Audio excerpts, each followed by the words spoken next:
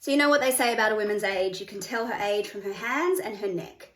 Now let me turn this light off so you can see my neck. There we go. You can see there's some sun damage there and wrinkles.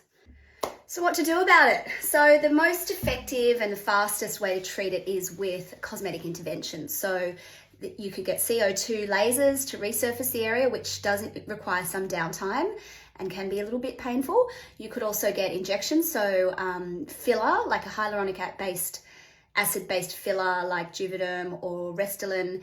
LED masks. This is the Current Body Neck and Deck Perfector. Pop it on for 10 minutes every day. There are also some awesome creams and treatments for the neck area.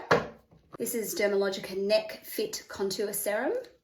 It's got a little roller ball stimulating the area in upwards motions. This is super indulgent. This is the La Mer Neck and Décolleté Contour Cream. This is one of those products that does give an instant effect. If you use it in the morning when you wake up and notice the lines, it will plump it immediately. SkinCeuticals Tripeptide Neck Repair. Light in an upwards stroking motion. And there you go. I'll put the details below for you.